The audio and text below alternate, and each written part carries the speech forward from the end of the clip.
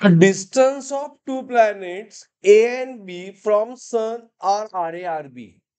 म्हणजे ह्यामध्ये सेंटरला सन आहे and around the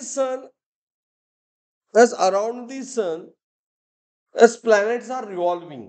कसं दिले ह्या दोघांमधल्या रेडियसचं रिलेशन दिले आर बी इज 100 RA. तुम्ही स्वतः मॅथमॅटिक लिहा, हे स्वतः मॅथमॅटिक लिहा, माझ्या अगोदर लिहायचा प्रयत्न करायचा. आर बी इज म्हणजे इक्वल टू 100 टाइम्स RA दिलंय. Got it? विचारलंय काय, if orbital speed of A म्हणजे ऑर्बिटल म्हणजे क्रिटिकल वेलॉसिटी ऑफ ए जर व्ही असेल तर orbital speed of B विचारलंय.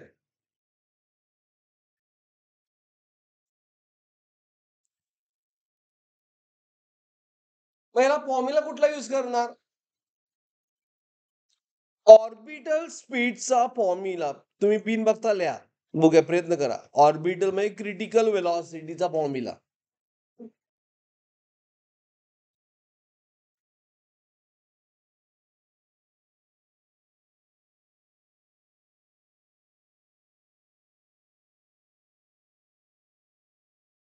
Okay, हा फॉर्म्युला यूज करायचा होता बघा. Square root of GM upon S.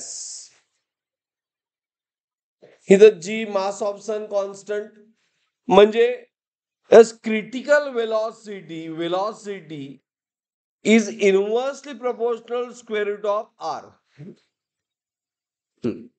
म्हणजे याचा लॉजिकली अर्थ काय, ज्याची वेलॉसिटी कमी ज्याचा डिस्टन्स इनव्हर्स रिलेशन आहे, स्क्वेअर रूट रिलेशन आहे, स्क्वेअर रूट.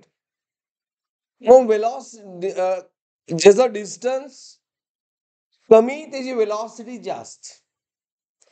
आता डिस्टन्स ऑफ बी किती दिले, मोर दॅन ए, 100 टाइम आहे ना, मग मोर दॅन म्हणजे इट इज 100 टाइम RA दिले. मग ए ची वेलॉसिटी व्ही असेल तर बी ची वेलॉसिटी काय असणार, कमी पाहिजे.